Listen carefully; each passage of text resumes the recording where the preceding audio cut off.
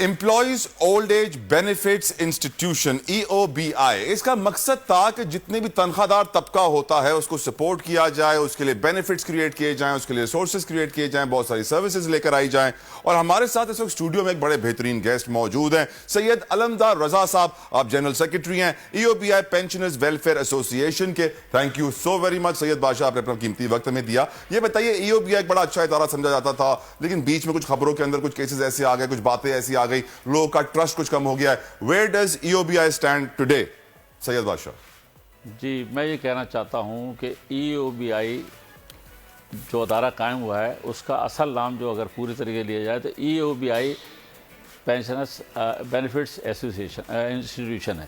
اب آپ یہ سمجھ لیجیے کہ بینیفٹس سے مراد کیا ہے.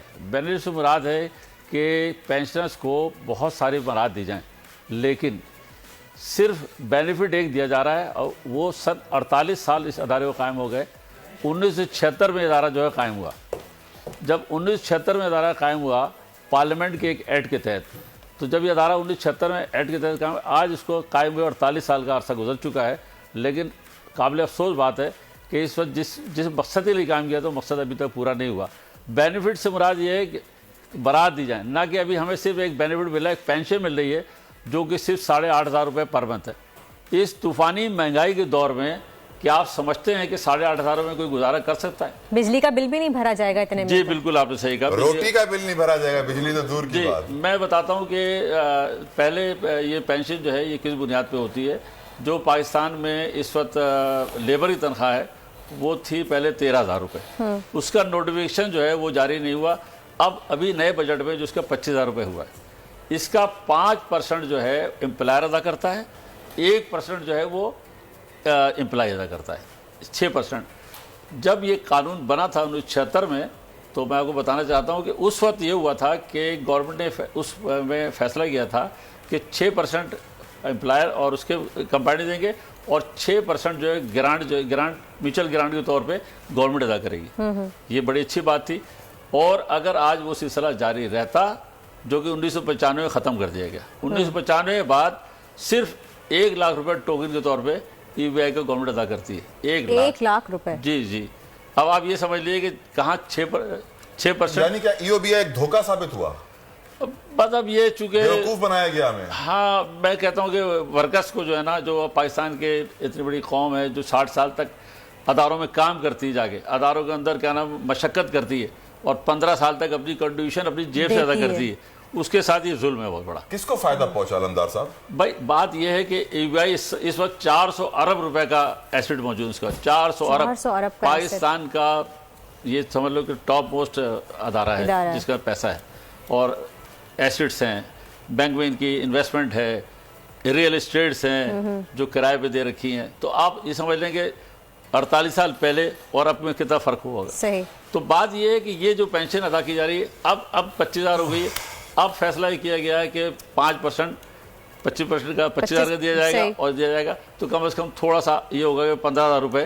تو اب بینیفٹ کیسے لے سکتے ہیں ہم EOBI؟ دیکھیں، ہم بینیفٹ ایسے لے سکتے ہیں کہ اگر EOBI چاہے. دیکھیں، بورڈ آف ڈائریکٹر جو ہے وہ اس کا 2013 میں. سر بورڈ آف ڈائریکٹر لگتے کیسے ہیں؟ پرچی کہاں سے آتی ہے؟ میں بتاتا ہوں آپ کو. ایسا ہے کہ بورڈ آف ڈائریکٹر جو ہے ظاہر یقینی طور پہ پاکستان کے معاملات سے آپ اچھی طرح واقف ہے کہ بورڈ آف ڈائریکٹر چاروں صوبوں کے مزدوروں کے نمائندے بقول ان کے مزدوروں کے نمائندے شامل ہوتے ہیں جو کہ پینشنرز کی فلاح و بہبود کے لیے کام کریں. لیکن آج کو انہوں نے بتایا کہ 48 سال بعد بھی 8,500 پینشن ہے، اور نہ میڈیکل سہولت ہے. ان کے اپنے احساسے تو بڑھ رہے ہوں گے، اس میں کوئی شک نہیں ہے کہ جو بھی یہاں آیا اس ادارے میں آیا وہ خوب سیر ہو کر گیا. لیکن اب ہم کیا کر سکتے ہیں؟ ابھی ہمیں کیسے فائدہ کر سکتا ہے؟ دیکھیں، ہمیں فائدہ اس سے ہوتا ہے کہ اب 500 چھوڑ دینا، ابھی کی بات کریں کہ اب کیا ہو سکتا ہے. اب یہ ہو سکتا ہے کہ اگر گورنمنٹ چاہے تو 25,000 روپے ایٹ لیسٹ جو مزدور کی کم سے کم تنخواہ اس وقت رائج ہے وہ ہمیں پینشن کے طور پہ دینا شروع کرے. اور دوسرا اہم مطالبہ جو ہمارا ارباب اقتدار سے ہے وہ یہ ہے کہ بھائی 60 سال بعد آدمی ریٹائر ہو جاتا ہے تو اس کے ہاتھ پاؤں جو ہیں وہ بالکل ناکارہ ہو جاتے ہیں 30% کے علاوہ. اس وقت بھی ہمارے سمجھ لیں کہ 30% لوگ کینسر میں اور محلی بیماری میں مبتلا ہیں. ان کو علاج کرانے کے ان کے پاس پیسے نہیں. اس ادارے کو پرائیویٹائز کرنے کی بات نہیں ہوتی، اسٹیل مل کی ہوتی ہے، دوسروں کی ہوتی ہے، 400 ارب ہے، اس کو پرائیویٹائز کیوں نہیں کرتے؟ اصل میں یہ ہے خود مختار ادارہ. اس کے جو اصل بانی ہیں، جو اصل اس کے کرتا رہتا ہے وہ ہم پینشنرز ہیں. یعنی ہماری کنٹریبیوشن پینشنرز کا برا حال ہے تو ادارے کا اچھا حال کیسے ہے؟ نہیں، پینشنر کا برا حال کیا گیا ہے، عوام کا برا حال ہے تو پینشنر کا برا حال کیا بات ہے؟ دیکھیں میں بتاؤں آپ کو، پچھلی گورنمنٹ میں ہماری پینشن 8,500 سے ہی کم تھی، 5,000 سم تھنگ تھی. یہ تو میں کہنا چاہوں گا کہ زلفی بخاری صاحب جو جس کے انڈر میں یہ ہمارا ادارہ آتا ہے، کنٹرول ہے یہ ہیومن ریسورسز آتا تھا، نہیں ابھی بھی اسی کنٹرول میں، مطلب وزارت تو وہی ہے نا، لیکن اس کے مشیر جو تھے وزیر اعلیٰ کے زلفی بخاری صاحب تھے، ان کی مہربانی سے یکم مئی کو انہوں نے اس اماؤنٹ کو بڑھا کے 8,500 کر دیا، ورنہ یہ تو 5,500 تھا. 5,500. اللہ رحم. ابھی تک اس گورنمنٹ نے یا کسی گورنمنٹ نے ابھی تک یہ نہیں سوچا کہ بینیفٹس کی بات تو کرتے ہیں آپ لوگ، لیکن ایک 400 ارب کا جو اکاؤنٹ ہوتا ہے نا، جب آپ بینک میں اتنے سارے پیسے رکھواتے ہیں تو بینکر آپ کو کتنے گفٹ دیتا ہے، کہاں کہاں دنیا میں گھماتا ہے، اور کتنے سارے جب ریئل اسٹیٹ آپ خریدتے ہیں اس پہ کمیشن جو آتا ہے. سر یہ بڑی کمائی کے دھندے ہیں، یہ 400 ارب کے چکر میں یہ لوگ خود ارب پتی بن جائیں گے، پینشنر بیچارے اللہ کے حوالے. یہ کرپشن کبھی ختم نہیں ہو سکتی. ہم آگے بڑھیں گے اور بات کریں گے کچھ سپورٹس کی طرح. دوبارہ سے کرکٹ. میرا بات یہ ہے کہ میں بھی تھوڑی بات یہ کرنا چاہتا ہوں کہ دیکھیں میرا مطالبہ حکومت پاکستان سے یہ ہے کہ بھائی خدا کا واسطہ پینشن اس وقت بہت بری حالت میں ہیں، ان کے نہ علاج کے لیے پیسے ہیں.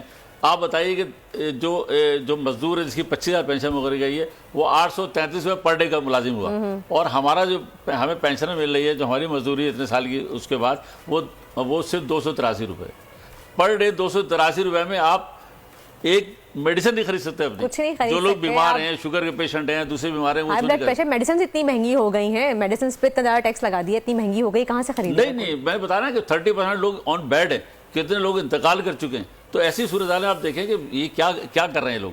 ان کو میں بول ٹی وی ساتھ سے حکومت پاکستان کو اور جو بھی ارباب اقتدار ہیں، چاہے وہ چیئرمین یو بی آئی ہوں یا دوسرے، ان کو ریکویسٹ کرتا ہوں کہ خدا کا واسطہ وہ پینشنرز کی پینشن میں فوری طور پر اضافہ کریں، میڈیکل سہولتیں ان کو فوری طور پہ دینے کی اجازت دیں، کیونکہ بہت اچھا. دوسری بات ہے کہ بورڈ آف ڈائریکٹر جو ہے وہ 2013 میں ختم ہو چکا ہے. 2013 میں 2 سال یہ مقرر کیا گیا تھا جس کا پیریڈ 2 سال تھا، آج تک وہ قائم ہے.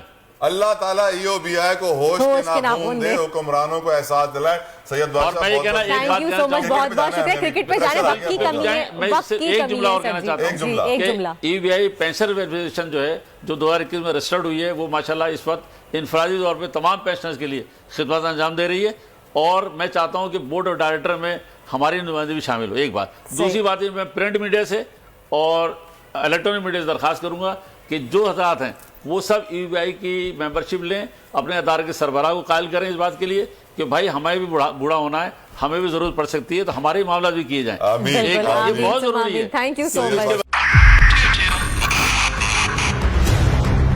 2022 بہت تحفے بھی دیکھے گیا پاکستان کی عوام کو. پاکستان کی عوام کو ایک تحفہ یہ دیا کہ عوام کو پتہ چل گیا کہ پاکستان کا میڈیا کیا ہے. سال 2022 میں سب سے زیادہ دیکھے جانے والا چینل بول نیوز رہا نمبر 1. ہم نے بہت سارے شوز اور ٹرانسمیشنز کی، پورا سال مسلسل جدوجہد میں نکل گیا کہ یہ ووٹ آف کانفیڈنس کے پیچھے کون لوگ تھے. توڑے ریٹنگ کے سبھی ریکارڈ. سوشل میڈیا پر بھی سب سے زیادہ تیزی سے 2.4 بلین ویوز کا سنگ میل عبور کیا. اینکرز کو بھی عوام میں سب سے زیادہ مقبولیت ملی، اور سوشل میڈیا پر بھی بول رہا سب پر بھاری. سبسکرائب کریں اور بیل دبائیں تاکہ کوئی خبر رہ نہ جائے.